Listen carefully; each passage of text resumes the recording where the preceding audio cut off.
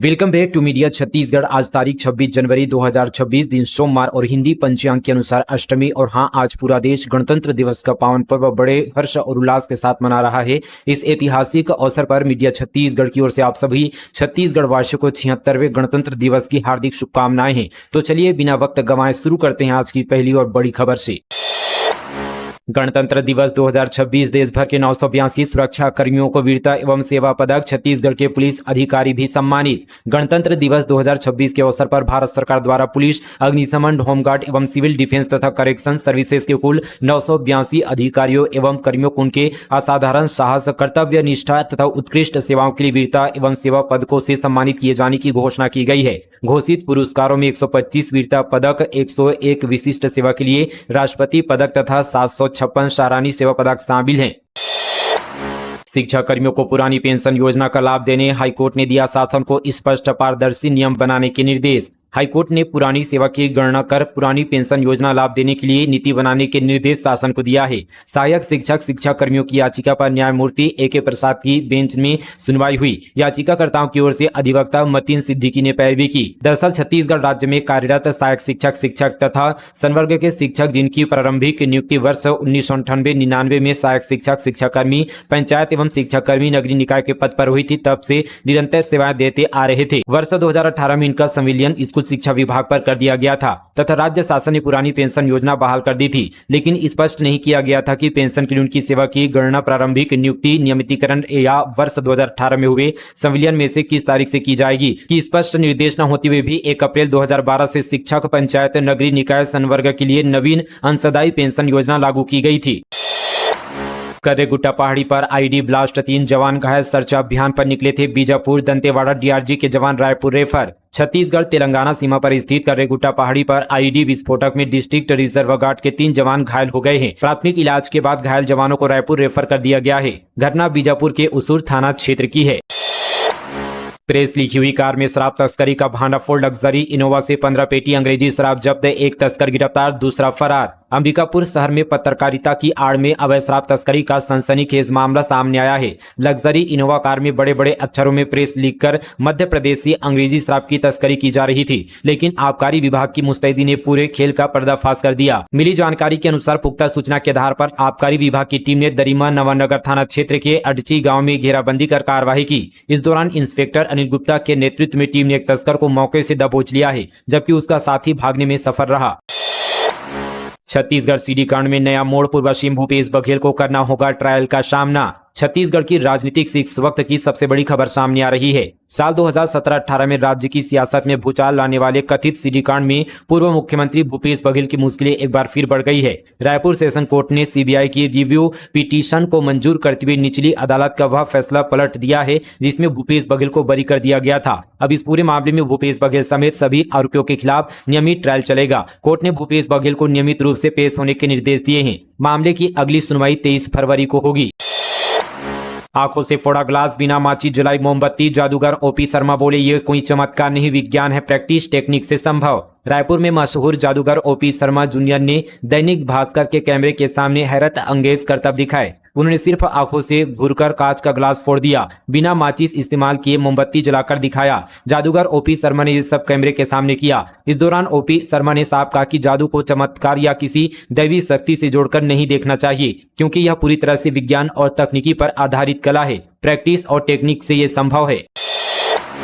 पति से अवैध संबंधों का आरोप लगाकर पत्नी ने विधवा महिला को अर्धनग्न कर गांव में घुमाया, मुंह पर पोता गोबर। गौरेला पेंडा मारवाही जिले के पेंडा थाना क्षेत्र अंतर्गत गोडरी चौकी के ग्राम रानी छाप में एक विधवा महिला के साथ अमानवीय और शर्मनाक व्यवहार का मामला सामने आया है। अवैध संबंध के चलते महिला को न सिर्फ बेरहमी से पीटा गया, बल्कि उसकी साड़ी उतारकर अर्धनग्न हालत में पूरे गांव में घुमाया गया, उसके मुंह पर गोबर पोता गया। इस घटना का वीडियो और तस्वीर भी सामने आया है। पुलिस ने मामले को गंभीरता से लेते हुए 3 आरोपियों के खिलाफ अपराध दर्ज कर जांच शुरू कर दी है। जानकारी के अनुसार यह घटना शनिवार 24 जनवरी की सुबह करीब 10 बजे ग्राम रानी छाप में हुई है। पीड़ित महिला की उम्र लगभग 35 वर्ष बताई जा रही है। करीब 1 साल पहले उसके पति की मौत हो गई थी। उसके बाद महिला का गांव के ही एक 35 वर्षीय शादीशुदा व्यक्ति हरि प्रसाद राठौर के साथ प्रेम प्रसंग चल रहा था। हरि प्रसाद विवाहित है, उसके 2 छोटी उम्र की बेटियां भी है।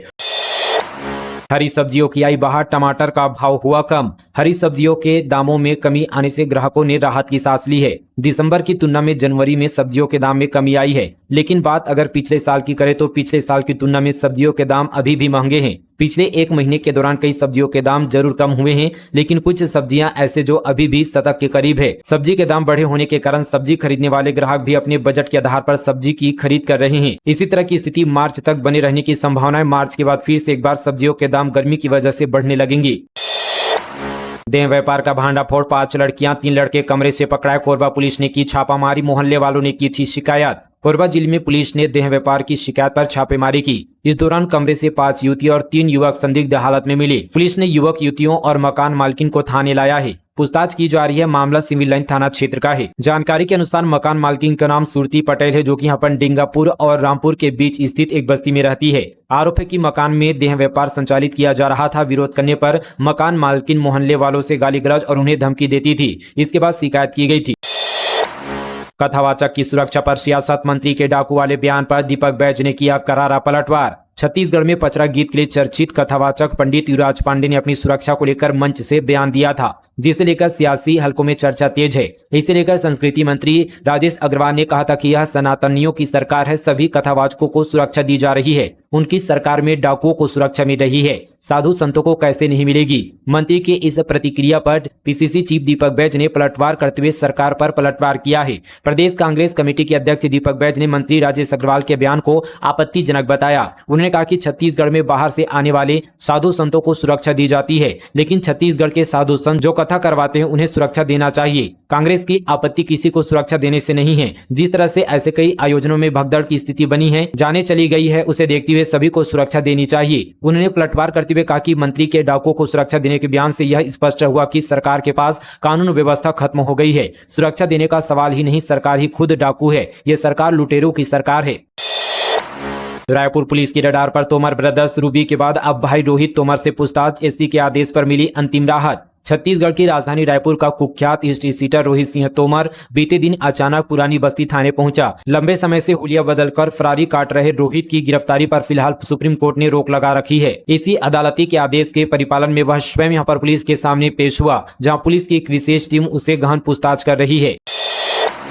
10 लाख में आई डांसर्स, रोजगार सहायक ने लुटाए नोट। फुटबॉल टूर्नामेंट समापन के बाद हुआ डांस। कांग्रेस बोली स्कूल परिसर में नंगा नाच हुआ। कोरिया जिले में फुटबॉल प्रतियोगिता के समापन कार्यक्रम में डांस प्रोग्राम का आयोजन किया गया। इस दौरान रोजगार सहायक फिल्मी गानों पर डांस कर रही डांसरों पर नोट उड़ाते दिखे। वीडियो सोशल मीडिया पर इन दिनों वायरल हो रहा है। वायरल वीडियो में रोजगार सहायक न सिर्फ नोट लुटाते हुए नजर आ रहे हैं, बल्कि डांसरों के साथ ठुमके लगाते हुए भी दिखे। डांसर्स को 10 लाख रुपए देकर बुलाया गया था। डांसर्स पर नोट उड़ाते वीडियो वायरल होने के बाद प्रशासन ने रोजगार सहायक को बर्खास्त कर दिया है। वहीं भरतपुर सोनहत के पूर्व विधायक गुलाब कमरू ने कहा कि छत्तीसगढ़ की संस्कृति नाचा और गम्मत की है, अश्लीलता की नहीं। गरियाबंद सूरजपुर की घटनाओं के बाद भी प्रशासन नहीं जागा। पौड़ी स्कूल परिसर में नंगा नाच हुआ है। रोजगार सहायक द्वारा नोट उड़ाना प्रशासनिक शिथिलता का प्रमाण है। छालीवुड प्रोड्यूसर मोहित साहू ने किया ड्रामा। गिरफ्तारी से बचने के लिए फिल्ममेकर अस्पताल में हुआ भर्ती। छालीवुड प्रोड्यूसर मोहित साहू ने एक्ट्रेस शशि वर्मा के घर में घुसकर मारपीट करने के मामले में पुरानी बस्ती थाना पुलिस ने केस दर्ज कर लिया है। देर रात आरोपी मोहित साहू ने फिल्म पीकर आया करने की कोशिश की, जिसके बाद आरोपी निजी अस्पताल में भर्ती हो गया, जहां उसकी हालत सामान्य बताई जा रही है। इस पूरे मामले को लेकर पुलिस का मानना है कि आरोपी ड्रामा कर रहा है। पीएम जनमन योजना के तहत बनी सड़क कुछ ही दिनों में उखड़ी। एमसीबी जिले में करीब 1.5 करोड़ की लागत से बनी। प्रधानमंत्री जनमन योजना के तहत आदिवासी और दूरस्थ ग्रामीण इलाकों को जोड़ने के लिए बनाई जा रही सड़कों की गुणवत्ता पर अब सवाल उठने लगे हैं। मनेंद्रगढ़, चिरमिरी, भरतपुर जिले में बनी एक नई सड़क कुछ ही दिनों में उखड़ने लगी है, जिससे ग्रामीणों में भारी आक्रोश है। मजदूर बोले ठेकेदार ने बंधक बनाकर पीटा, 3,85,000 नहीं दिए, गोली मारने की धमकी दी, हिसाब किताब की डायरी जलाई। राजस्थान से दुर्ग कपास तोड़ने आए थे। दुर्ग जिले के चेटवा गांव में राजस्थान से कपास तोड़ने आए मजदूरों को बंधक बनाए जाने, मारपीट और मजदूरी नहीं देने का मामला सामने आया है। मजदूरों का आरोप है कि ठेकेदारों ने उन्हें गोली मारने की धमकी दी, पूरी मजदूरी रोक ली और हिसाब किताब की डायरी तक जला दी। वहीं उन्होंने पुलिस पर भी ठेकेदारों का पक्ष लेने का आरोप लगाया है। मामला कुम्हारी थाना क्षेत्र का है। कोंडागांव के जूडो खिलाड़ी योगिता मंडावी को प्रधानमंत्री राष्ट्रीय बाल पुरस्कार सीएम शाह ने जताया गर्व। कोंडागांव जिले की जूडो खिलाड़ी योगिता मंडावी ने अपनी मेहनत और प्रतिभा से छत्तीसगढ़ का नाम पूरे देश में रोशन किया है। जूडो में शानदार प्रदर्शन के लिए योगिता को वर्ष 2025 का प्रधानमंत्री राष्ट्रीय बाल पुरस्कार मिला है। इस उपलब्धि पर मुख्यमंत्री विष्णुदेव साय ने खुशी और गर्व जताया। उन्होंने कहा कि योगिता की सफलता सिर्फ उनकी व्यक्तिगत जीत नहीं बल्कि यह छत्तीसगढ़ की बेटियों के सपनों की जीत है। मुंगेली में पत्नी ने कुल से पति को काला, पड़ोसियों को गुमराह करने के लिए चोरी की झूठी कहानी गढ़ी, प्रताड़ना से परेशान थी। मुंगेली जिले में प्रताड़ना से तंग आकर पत्नी ने पति की हत्या कर दी। सोते वक्त कुल से सिर, चेहरे और गले, सीने और पेट पर कई बार वार किए। वारदात के बाद पत्नी ने पड़ोसियों को गुमराह करने के लिए चोरी की झूठी कहानी गढ़ी। सुरक्षा से खिलवाड़, खुले में फेंकी गई एक्सपायरी दवाइयां। ड्रग्स विभाग ने दवाओं को जब्त कर जांच शुरू की। न्यायधानी बिलासपुर के तेलीपारा मेडिकल कॉम्प्लेक्स के समीप खुले में फेंकी गई एक्सपायरी दवाइयों का जखीरा मिला है। सूचना मिलने पर ड्रग्स विभाग ने मौके पर पहुंचकर दवाइयों को जब्त किया है। खुले में फेंकी गई दवाइयों से बच्चों, जानवरों और पर्यावरण को होने वाले खतरे को देखते हुए बेंच नंबर से एजेंसी की पहचान, दोषियों के खिलाफ कार्रवाई की बात कही गई है। रिटायर्ड डिप्टी कलेक्टर के घर चंगाई सभा, एफआईआर। सरगुजा में हिंदूवादी संगठनों ने धर्मांतरण का लगाया आरोप, हाईकोर्ट के आदेश का भी हवाला दिया। सरगुजा में बीते दिन रिटायर्ड डिप्टी कलेक्टर के आवास पर चंगाई सभा का आयोजन किया गया था, जिसमें करीब 60 लोग शामिल हुए थे। चंगाई सभा की सूचना पर हिंदूवादी संगठनों के कार्यकर्ता मौके पर पहुंचे और आपत्ति जताई। मामले में पूर्व डिप्टी कलेक्टर और 4 पास्टरों के खिलाफ केस दर्ज किया गया है। दंतेश्वरी मंदिर में चोरी करने वाले की सामने आई तस्वीर पकड़ने में मदद करने वालों के लिए पुलिस ने रखा इनाम। जगदलपुर स्थित प्रसिद्ध मां दंतेश्वरी मंदिर में हुई चोरी के मामले में बस्तर पुलिस को अहम सफलता मिली है। 23 और 24 जनवरी की दरमियानी रात अज्ञात चोर द्वारा मंदिर में चोरी की वारदात को अंजाम दिया गया था। मंदिर पुजारी की सूचना पर 24 जनवरी की सुबह पुलिस सक्रिय हुई और तत्काल जांच शुरू की। पुलिस अधीक्षक बस्तर सल्लभ सिंह के निर्देश पर जिला पुलिस और फॉरेंसिक की संयुक्त टीम ने घटनास्थल का निरीक्षण किया। मामले की गंभीरता को देखते हुए कुल 9 टीमों का गठन कर जाँच की जा रही है। अब तक जाँच में शहर के 100 से अधिक शासकीय और निजी सीसीटीवी कैमरों की मदद से चोर के चेहरे की पहचान कर ली गई है। पुलिस ने चोर के संबंध में सटीक जानकारी देने वाले व्यक्ति को 5000 रुपए नगद इनाम देने की घोषणा की गई है। साथ ही 4 से 5 पुलिस टीमें उड़ीसा और पड़ोसी जिलों में भी सघन तलाशी अभियान चला रही है। मनेन्द्रगढ़ में अफसरों और जवानों की कमी, 9 महीने से एडिशनल एसपी का पद खाली। मंत्री श्याम बिहारी जायसवाल ने डीजीपी को लिखा पत्र। मनेन्द्रगढ़ छत्तीसगढ़ का नवगठित जिला मनेन्द्रगढ़, चिरमिरी, भरतपुर इन दिनों पुलिसिंग के एक ऐसे दौर से गुजर रहा है जो आश्चर्यजनक भी है और चिंताजनक भी। यह प्रदेश का संभवतः पहला ऐसा जिला बन गया जहां पिछले 9 महीने से पुलिस कप्तान और मैदानी अमले के बीच सबसे मजबूत कड़ी एडिशनल एसपी का पद रिक्त है। हद तो तब हो गई जब गुरुवार रात छत्तीसगढ़ शासन द्वारा जारी की गई एडिशनल एसपी की ताजा तबादला सूची में भी इस जिले को नजरअंदाज कर दिया गया। जिले को उम्मीद थी कि इस बार यह शून्य भर जाएगा, लेकिन एमसीबी जिले की झोली फिर खाली रह गई। भारतमाला घोटाला, पटवारियों ने की 40 करोड़ की गड़बड़ी। सरकारी जमीन को निजी भूमि बताकर मुआवजा दिलाया। भूमि माफियाओं के साथ मिलकर रचा था षड्यंत्र। छत्तीसगढ़ के भारतमाला परियोजना मुआवजा घोटाले में कथित अपराध अन्वेषण ब्यूरो ने 3 पटवारियों के खिलाफ पहला पूरक चालान पेश किया है। जांच के अनुसार मूल खसरों के दस्तावेजों में हेरफेर कर सरकार को करीब 40 करोड़ का आर्थिक नुकसान पहुंचाया गया। भिलाई के नेहरू नगर को मिली बड़ी सौगात, जर्जर सीवरेज पाइपलाइन नवीनीकरण के लिए 25 करोड़ 42 लाख रुपए की स्वीकृति। विधायक रिकेश सिंह ने उप मुख्यमंत्री का जताया आभार। नेहरू नगर क्षेत्र में जर्जर सीवरेज पाइपलाइन नवीनीकरण कार्य के लिए 25 करोड़ 42 लाख रुपए की स्वीकृति मिलने पर वैशाली नगर विधायक रिकेश सिंह ने प्रदेश के उप मुख्यमंत्री अरुण साव का आभार व्यक्त किया है। सिंह ने कहा कि सीवरेज पाइपलाइन नवीनीकरण एक महत्वपूर्ण बुनियादी ढांचा प्रक्रिया है जो क्षेत्र के स्वास्थ्य और स्वच्छता के लिए रीढ़ की हड्डी का काम करती है। समय के साथ पुरानी पाइपलाइनें अपनी क्षमता और मजबूती खो देती है, जिससे कई तरह की परेशानियां पैदा होती है।